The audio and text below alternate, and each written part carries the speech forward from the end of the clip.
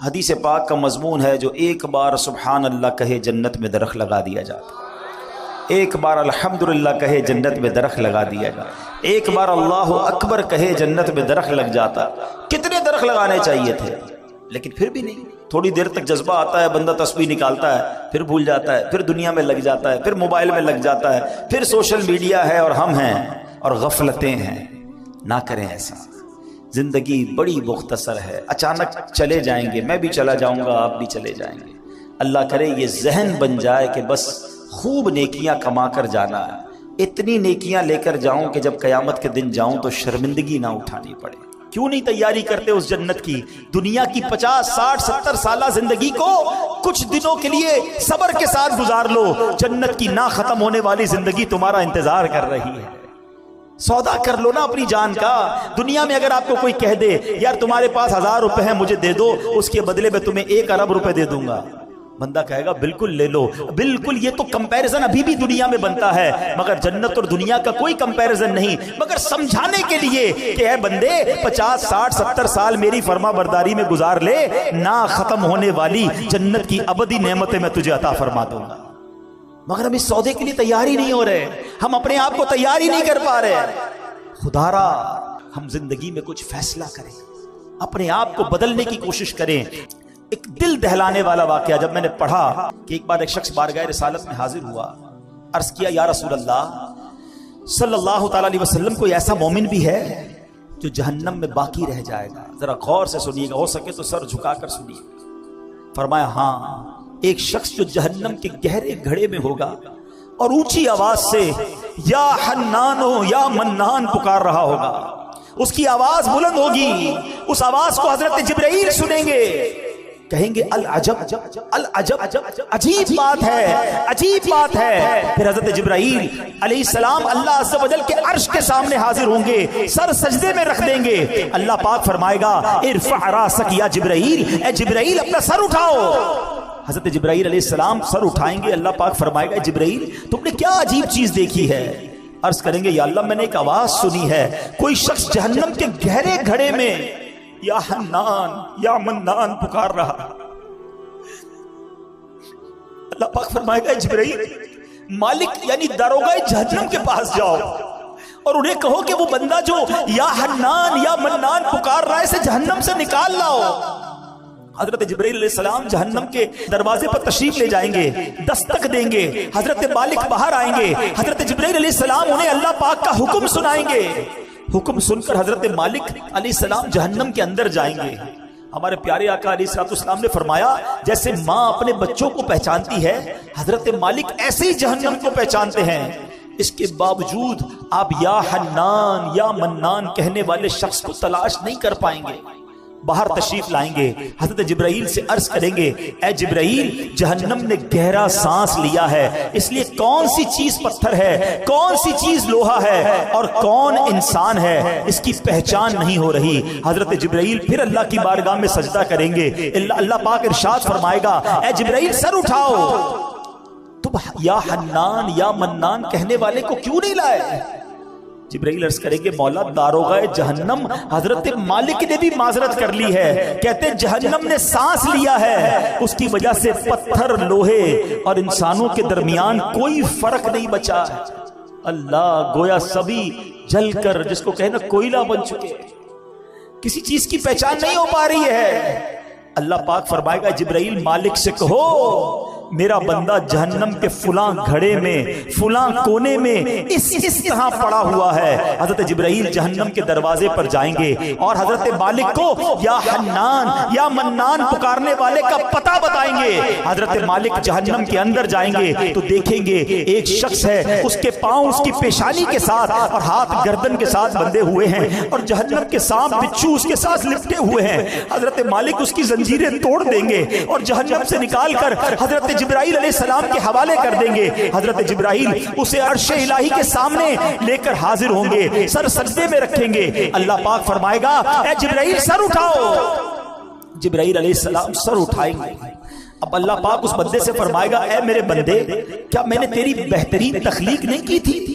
کیا میں نے تیری طرف رسول نہیں بھیجے تھے؟ کیا ان رسولوں نے تمہیں میری کتاب نہیں سنائی تھی؟ کیا میرے رسولوں نے تجھے نیکی کا حکم نہیں دیا تھا؟ تجھے برائی سے منع نہیں کیا تھا؟ وہ بندہ ساری باتوں کو مانے گا، اقرار کرے گا، یا اللہ تو نے میری بہت اعلیٰ تخلیق فرمائی، تیرے رسول بھی تشریف لائے، انہوں نے تیرے احکام بھی سنائے، اللہ پاک فرمائے گا پھر تو نے فلاں گناہ کیوں کیے؟ وہ عرض کرے گا یا اللہ میں نے اپنی جان پر ظلم کیا جس کی سزا میں مجھے جہنم میں ڈال دیا گیا، اللہ اس کے باوجود میری امید نہیں ٹوٹی، مجھے تیری رحمت سے امید تھی، اسی لیے میں یا حنان یا منان پکارتا رہا۔ مولا تو نے اپنے فضل سے مجھے جہنم سے نکالا ہے، یا اللہ مجھ پر رحم فرما دے۔ اللہ پاک فرمائے گا اے فرشتوں گواہ ہو جاؤ، میں نے اس بندے پر رحم کیا اور اسے معاف کر دیا۔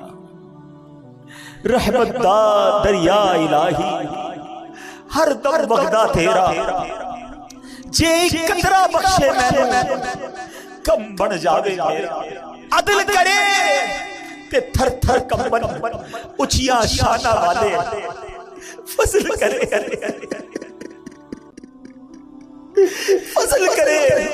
تو بخشے جا سکے، میں ورگے منہ کالے گناہ کر چکے، خطائیں کر چکے۔ بس آج آؤ میٹھے اسلامی بھائی اللہ سے سچی توبہ کرتے ہیں، دوستی کر لو مالک سے، وہ بڑا کریم ہے، دنیا والے نہیں معاف کرتے ہیں۔ عدالت میں جاؤ نا اور اپنے جرم کا اقرار کرو تو سزا سنائی جاتی ہے، جج یہ نہیں کہتا تم نے مان لیا تو جاؤ معاف کرتا ہوں، مگر میرے رب کی عدالت کے دستور نرالے ہیں، بس مجرم ایک بار مان لے، شرمسار ہو جائے، توبہ کر لے، بڑا کریم ہے۔ دیکھو نا میں نے اور آپ نے کتنی بار اپنی ماں کی بات نہیں مانی، مگر جب بھی ماں کے پاس گئے اس کے پیر پکڑ لیے، اس کو لجاجت کے ساتھ روتے ہوئے منایا، ماں نے سینے لگایا نا۔ رب تو کئی ماؤں سے زیادہ چاہنے والا ہے، اس کی رحمت تو چاہتی ہے ہم بخشے جائیں، ہم کیسے اس عذاب کو سہ سکیں گے، ہم جہنم پہ کیسے جا سکیں گے، ہم قیامت کی ہولناکی کیسے برداشت کر سکیں گے؟ بس اب ایک ہی طریقہ ہے کہ رب راضی ہو جائے، ورنہ ہمارے پاس کوئی آسرا نہیں ہے، ہمارے پاس اور کوئی طریقہ نہیں ہے۔ اگر اللہ ناراض ہو گیا نا پھر کچھ بھی نہیں بچے گا، اور رب راضی ہونا چاہیے، اور رب کی رضا یہ ہے کہ بندہ اس سے معافی مانگے، اس سے توبہ کرے اور آئندہ گناہ نہ کرنے کا پکا ارادہ کرے۔ آؤ میرے پیارے اسلامی بھائیو، قرآن سنا ہے، رب کا کلام سنا ہے، جہاں رب کے غضب کو سنا ہے نا وہ رحمان بھی بڑا ہے، وہ رحیم بھی بڑا ہے۔ آ جاؤ اللہ کی رحمت، آج اس سے دوستی کر لو۔ اگر میرا کوئی ایسا بھائی بیٹھا ہے جو نمازیں قضا کرتا ہے، توبہ کر، بس اب سچی پکی نیت کر لو کہ آج کے بعد نماز قضا نہیں کروں گا۔ اگر کوئی حرام کماتا ہے نا دیکھو چھوڑ دو اسے، توبہ کر لو، اللہ تمہیں غیب سے حلال دے گا، بس سچی نیت کر لو، رب نے جو نصیب میں لکھا ہے وہ مل کر رہے گا۔ حرام کمانا چھوڑ دو، حرام کھانا چھوڑ دو، حرام صحبتیں چھوڑ دو، گندی چیزیں دیکھنا چھوڑ دو، سننا چھوڑ دو۔ ہم کمزور ہیں، یہ بھی ہم اللہ سے ہی کہیں گے نا، یا اللہ میں پہلے بھی توبہ کی پھر گناہ میں پڑ گئے، آج پھر توبہ کرتا ہوں مالک، پھر توبہ کرتا ہوں، بس تم توبہ پر استقامت بھی دے دے۔ پتہ نہیں کب دنیا سے چلا گیا اور وہاں مارا گیا، وہاں پکڑا گیا تو میرا بنے گا کیا؟ اے اللہ اس کمزور بندے پر رحم کر، اور آج سچی توبہ عطا کر، آج سچی پکی توبہ عطا کر۔ اور یہ دعوت اسلامی ہے پیارے اسلامی بھائی، جو ہمیں ہماری آخرت کی تیاری کرواتی ہے۔ ہم کچھ بھی کر لے قیامت تو آئے گی نا، حساب کتاب تو ہوگا نا، اس سے بچ کوئی نہیں سکتا۔ مگر آج جس تفصیل سے ہم نے قیامت کا ذکر سن لیا، جس طرح کا یہ حالات ہوں گے، ہم تو بڑے کمزور ہیں، ہمارا کیا بنے گا؟ ہاں اللہ راضی ہوا، اللہ کے حبیب راضی ہوئے تو انشاءاللہ قیامت میں بھی لواء الحمد تلے اٹھنا نصیب ہو جائے گا۔ تو نے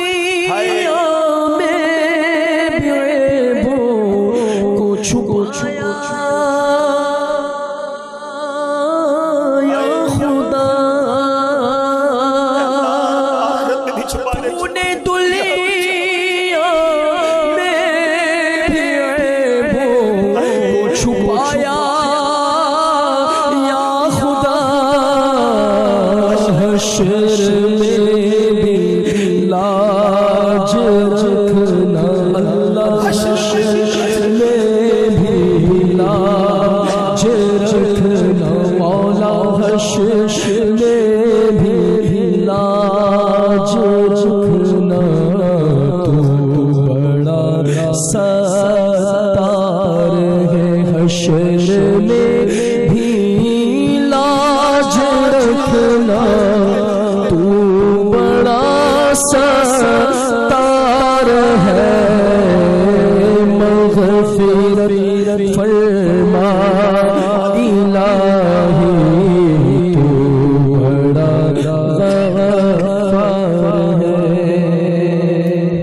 آج سچی پکی توبہ کرنی ہے۔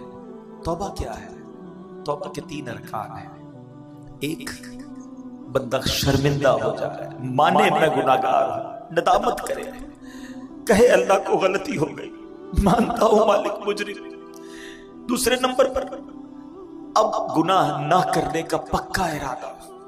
تیسرا، اس وقت موجودہ یہ گناہ چھوڑ دے، یہ نہ سوچو کہ میں توبہ کروں گا پھر گناہ کر لوں گا، یہ بھی شیطان کا وار ہے۔ ہمارا کام توبہ کرنا ہے، انشاءاللہ رب کریم ہمیں توبہ پر استقامت بھی وہی عطا فرمائے گا۔ آقا علیہ الصلوۃ والسلام فرماتے ہیں بے شک اللہ پاک نے زمین و آسمان بنانے کے بعد سور کو بنایا اور حضرت اسرافیل علیہ الصلوۃ والسلام کو عطا فرما دیا۔ ہم نے یہ بچپن سے سنا ہے کہ حضرت اسرافیل سور پھونکیں گے، آج ڈیٹیل میں سن لو وہ سور ہے کیا اور وہ کتنا بڑا ہے۔ تو حضرت اسرافیل کے بارے میں نبی پاک فرماتے ہیں کہ حضرت اسرافیل سور کو اپنے منہ میں لیے ہوئے ہیں اور عرش الہی کی طرف دیکھ رہے ہیں کہ اور انتظار میں ہیں کہ سور پھونکنے کا کب حکم دیا جاتا ہے، یعنی وہ ریڈی بیٹھے ہیں، تیار ہیں، جب رب کی طرف سے حکم آنا ہے حضرت اسرافیل نے سور پھونک دینی ہے۔ حضرت ابو ہریرہ فرماتے ہیں میں نے عرض کی یا رسول اللہ صلی اللہ تعالی علیہ وسلم یہ سور ہے کیا؟ کیا بات ہے صحابہ کرام کی، اتنے سوالات کر لیے، اتنے ڈیٹیل کوئسچن کر لیے، ہمیں سمجھنا آسان ہو گیا۔ سنو نبی پاک فرماتے ہیں آج ڈیٹیل میں سمجھ لو۔ آقا نے فرمایا ایک نورانی سینگ ہے۔ عرض کی گئی حضور کتنا بڑا ہے؟ فرمایا بہت بڑا ہے، اس ذات کی قسم جس کے قبضے میں میری جان ہے، سور کا دائرہ زمین و آسمان کی چوڑائی جیسا ہے، اتنا بڑا۔ یوں سمجھیے، اب اس کو نارمل زبان میں سمجھانے کے لیے وہ ہارن جس طرح ہوتا ہے، ایک پائپ جس طرح ہوتا ہے، سور اس طرح کا ہے مگر وہ اتنا بڑا ہے کہ اس کا جو دائرہ ہے وہ زمین و آسمان کی چوڑائی جیسا ہے۔ اور حضرت اسرافیل کو اللہ کریم 3 بار سور پھونکنے کا حکم فرمائے گا۔ یہ سور 3 بار پھونکا جائے گا، یاد رکھیے گا۔ نمبر 1، پہلی بار نفخہ فزع یعنی گھبراہٹ کی پھونک ہوگی۔ دوسری بار نفخہ صعق یعنی موت کی پھونک ہوگی، اور تیسری نفخہ قیام یعنی موت کے بعد دوبارہ اٹھائے جانے کی وہ پھونک ہوگی۔ یہ 3 بار حضرت اسرافیل جو ہے وہ سور پھونکیں گے۔ اور اب سنو کیا ہوگا۔ 3 بار جو سور پھونکی جائے گی نا، اس کی ڈیٹیل بھی نبی پاک نے بیان کی۔ فرمایا اللہ پاک حضرت اسرافیل کو جب پہلی بار سور پھونکنے کا حکم دے گا نا، اس کو فرمائے گا انفخ نفخۃ الفزع یعنی گھبراہٹ کی پھونک مارو۔ حضرت اسرافیل علیہ السلام پھونک ماریں گے۔ اب جب اس کی ہولناک آواز آئے گی نا تو زمین و آسمان والے گھبرا اٹھیں گے۔ اللہ جسے محفوظ فرمائے، باقی لوگ گھبرا اٹھیں گے۔ اللہ پاک کے حکم سے حضرت اسرافیل اس آواز کو، اس پھونک کو اور لمبا کریں گے۔ اب اس کی ہولناکی سے پہاڑ ہلنے لگیں گے، بادل چلتے ہیں ایسے پہاڑ چلنے لگیں گے، ریزہ ریزہ ہو جائیں گے، شدید زلزلہ طاری ہو جائے گا، جیسا کہ اللہ پاک فرماتا ہے یوم ترجف الراجفہ تتبعها الرادفہ قلوب یومئذ واجفہ، جس دن تھر تھرانے والی تھر تھرائے گی، اس کے پیچھے آئے گی پیچھے آنے والی، دل اس دن خوف زدہ ہو جائیں گے۔ ایک جگہ نہیں، قرآن میں جگہ جگہ قیامت کی منظر کشی کی گئی ہے، قیامت کا حال بیان کیا گیا ہے۔ نبی پاک علیہ الصلوۃ والسلام نے مزید فرمایا کہ اس وقت زمین سمندر میں پھنسی ہوئی اس کشتی کی طرح ہوگی جسے سمندر کے تھپیڑے لگتے ہیں، کشتی کے سوار کبھی اوندھے گرتے ہیں۔ اس وقت دودھ پلانے والیاں دودھ پیتے بچوں کو بھول جائیں گی، حمل والیوں کے حمل گر جائیں گے، بچے دہشت کے سبب بوڑھے ہو جائیں گے، شیطان زمین کے کناروں کی طرف بھاگیں گے، فرشتے مار کے انہیں پھر زمین کی طرف ڈال دیں گے۔ عجب کوہرام ہوگا، لوگ ادھر سے ادھر بھاگ رہے ہوں گے، ایک دوسرے کو پکار رہے ہوں گے۔ ابھی لوگ اسی حال میں ہوں گے کہ زمین پھٹ جائے گی۔ اب لوگوں پر ایسی کیفیت اور خوف اور دہشت طاری ہوگی کہ اللہ پاک ہی بہتر جانتا ہے۔ سنو، آسمان بھی گلی ہوئی چاندی کی طرح پھٹ جائے گا، سورج اور چاند بے نور ہو جائیں گے اور آسمان کو اس کی جگہ سے کھینچ لیا جائے گا۔ یہ پہلی سور پھونکنے کے بعد حال ہوگا، اور یہ نبی پاک صحابہ کو بتا رہے ہیں۔ اب دوسری سور پھونکنے کا وقت آئے گا۔ آقا فرماتے ہیں اللہ پاک جب تک چاہے گا لوگ اس آفت میں، اس پریشانی میں مبتلا ہوں گے، پھر اللہ پاک حضرت اسرافیل علیہ السلام کو پھر نفخہ صعق یعنی سور میں موت کی پھونک مارنے کا حکم فرمائے گا. اس بار سور پھونکنے کے بعد آسمان والوں اور زمین والوں پر موت طاری ہو جائے گی.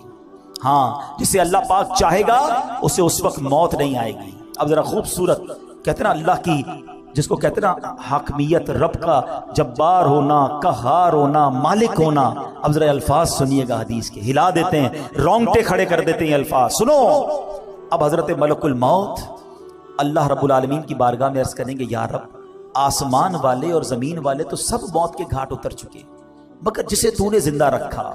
اللہ پاک جانتا ہے، وہ تو خوب جانتا ہے کون زندہ ہے. فرمائے گا بتاؤ کون کون زندہ ہے.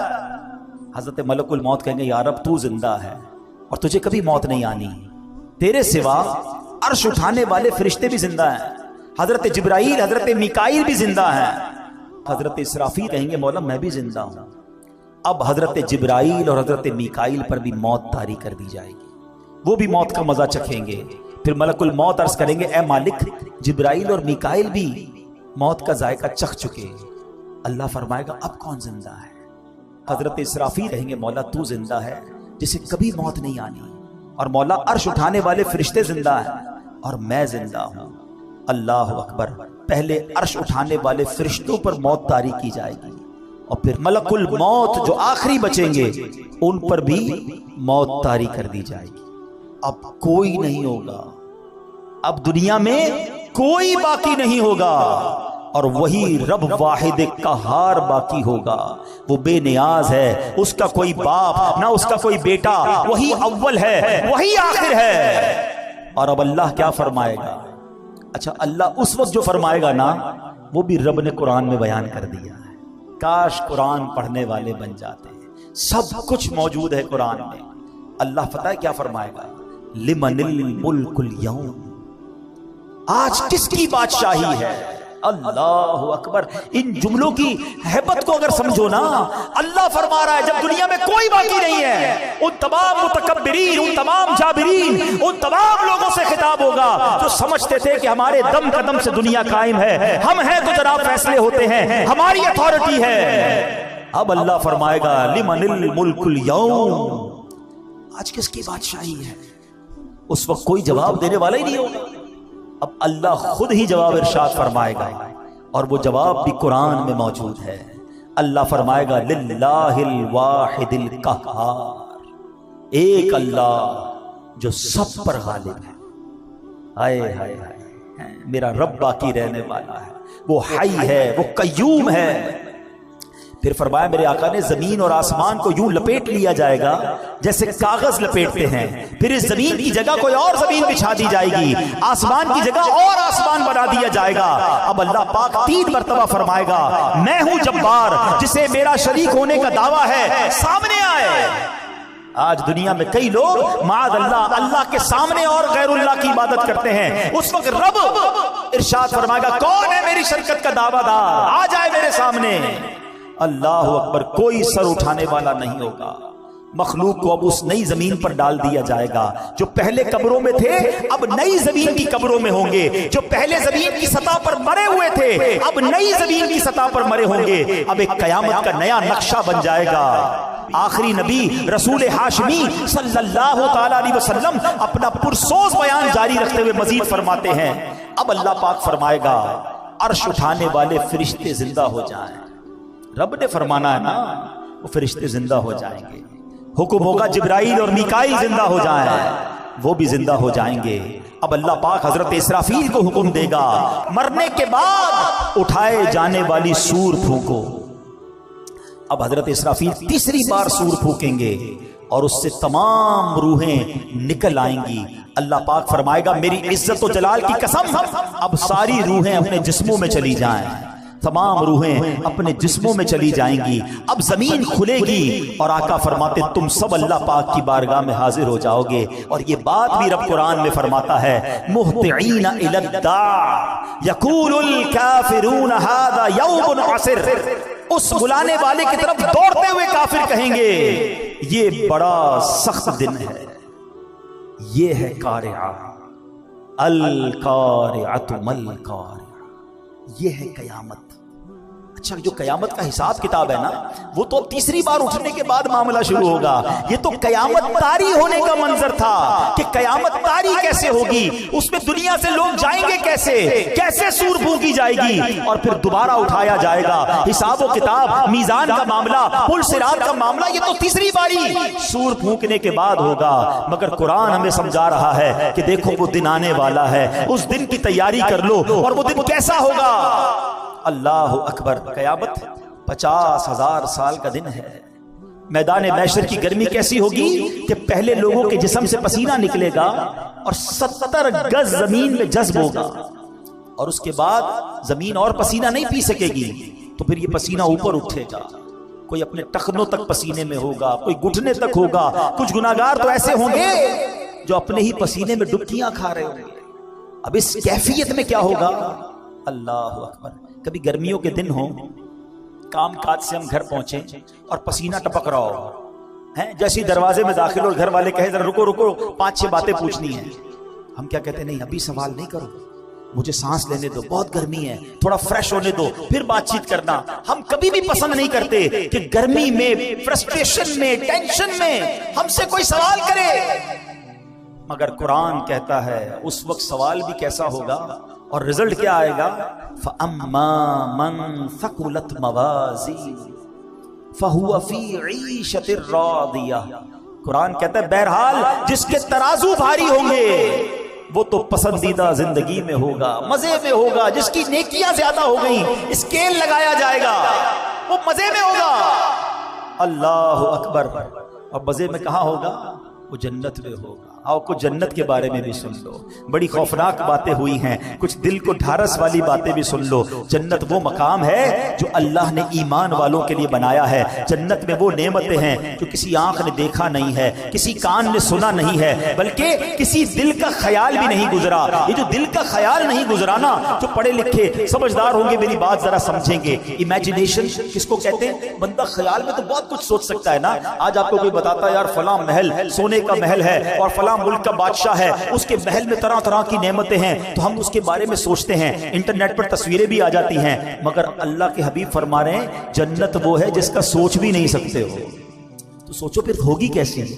جہاں دماغ کی سوچ نہ پہنچ سکے اس کے بعد وہ نعمتیں کیسی ہوں گی؟ فرمایا دل کا گمان بھی نہیں گزرا. جنت میں دیواریں سونے چاندی کی اینٹوں سے اور مشک کے گارے سے بنی ہوئی ہیں. جنت میں 4 دریا ہیں, ایک پانی کا, دوسرا دودھ کا, تیسرا شہد کا, چوتھا پاکیزہ شراب کا. اور ان دریاؤں میں سے نہریں نکل کر ہر محل کے نیچے سے, ہر جنتی کے گھر سے نیچے سے نکل رہی ہیں. اہل جنت کو ہر قسم کے لذیذ کھانے ملیں گے, جو چاہیں گے فوراً ان کے سامنے موجود ہوگا. پانی کی خواہش ہوگی, جتنی خواہش ہوگی اتنا ہی ان کے مطابق پانی, دودھ, پاکیزہ شراب اور شہد کے کوزے خود بخود ان کے ہاتھوں میں آ جائیں گے. جنت میں کوئی نجاست نہیں ہے, نہ گندگی ہے, نہ تھوک ہے, نہ ریت ہے, نہ بدن کی میل ہے. سنو, ہر جنتی کے لیے کم از کم 10,000 خادم ہوں گے.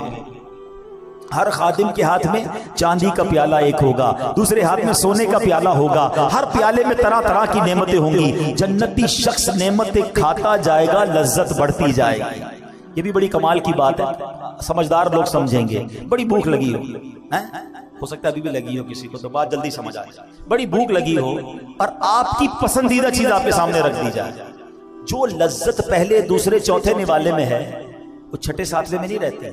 8-10 نوالوں کے بعد تو نارمل ہو جاتا ہے, کیونکہ اب پیٹ بھرنے لگ گیا ہے. اب وہ لذت نہیں ہے, اب صرف بندہ کام پورا کر رہا ہے کہ چلو کھانا کھا رہا ہوں, کھا تو لوں. لذت شروع کے نوالوں میں تھی. جنت میں ایسا نہیں ہوگا.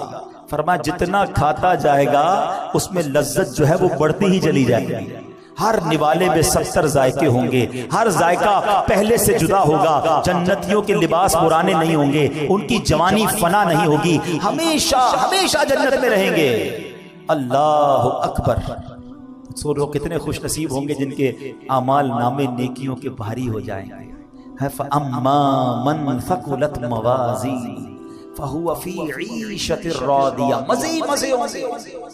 لیکن آگے قرآن ڈرا رہا ہے, سمجھا رہا ہے زندگی کیسے گزارنی ہے. سنو, وَأَمَّا مَنْ خَفَّتْ مَوَازِينُهُ فَأُمُّهُ هَاوِيَةٌ. پھر وہی انداز, وما ادراک ما ہی, تم نے کیا جانا ہاویہ کیا. نارن حامیہ. قرآن کہتا ہے بہرحال جس کے ترازو ہلکے پڑ جائیں گے اس کا ٹھکانہ حاویہ ہوگا. کیا معلوم وہ کیا ہے؟ فرمایا ایک شعلے مارتی آگ ہے. جنت کی تعریف، جنت کی ڈیفینیشن سن لی نا، آؤ کچھ جہنم کے بارے میں بھی سن لو. تیاری کرو جنت کی، بچاؤ اپنے آپ کو جہنم کی آگ سے. ہم میں سے کوئی بھی وہ عذاب برداشت نہیں کر سکے گا. جہنم اللہ پاک کے قہر و غضب کا مقام ہے. جہنم کی آگ نہایت گرم ہے. حدیث پاک میں آتا ہے یہ دنیا کی آگ جہنم کی آگ کے 70 اجزاء میں سے ایک جز ہے. اگر اس دنیاوی آگ کو پانی سے 2 مرتبہ ٹھنڈا نہ کر دیا گیا ہوتا تو تم اس سے فائدہ نہ اٹھا سکتے. یعنی اس آگ کو ہمیں ٹھنڈا کر کے پیش کیا گیا ہے تو ہم اس آگ سے فائدہ اٹھا سکتے ہیں. جہنم کی آگ 70 ٹائم زیادہ خطرناک ہے. آپ سوچو تو صحیح اس دنیا کی آگ کی تپش کتنی ہے. خالی دنیا میں چولہے کی آگ نہیں ہے، ایسی آگ ہے جب آتش فشاں پڑتا ہے تو بتایا جاتا ہے کتنے ہزار فارن ہائٹ وہ آگ نکلتی ہے، لوہے کو پگھلا دیتی ہے، شہروں کے شہر تہس نہس ہو جاتے ہیں. اتنی خطرناک آگ دنیا میں موجود ہے. اور جہنم کی آگ اس سے 70 گنا زیادہ خطرناک ہے. دنیا کی آگ اللہ پاک سے دعا کرتی ہے کہ اللہ پاک مجھے جہنم کی آگ میں دوبارہ نہ لوٹانا. آگ پناہ مانگتی ہے جہنم کی آگ سے. حضرت جبرائیل پیارے آقا علیہ الصلوۃ والسلام کی خدمت میں قسم اٹھا کر کہا انہوں نے کہ اگر جہنم کو سوئی کے ناکے کے برابر کھول دیا جائے تو تمام زمین والے اس کی گرمی کے سبب مر جائیں. روایت کے مطابق جہنم کی آگ 1000 سال تک دھکائی گئی یہاں تک کہ وہ سرخ ہو گئی، پھر 1000 برس تک دھڑکائی گئی یہاں تک کہ سفید ہو گئی، پھر 1000 برس تک بھڑکائی گئی یہاں تک کہ سیاہ ہو گئی. اب وہ نری کالی سیاہ ہے جس میں روشنی کا نام بھی نہیں ہے. کون برداشت کر سکے گا؟ کون جا سکے گا؟ یہ کیسا شیطان مردود ہے، نہ جنت کا شوق بڑھانے دیتا ہے نہ جہنم کا خوف آنے دیتا ہے. کرونا وائرس کا خوف ہے، دیکھا نہیں ہم میں سے کسی نے.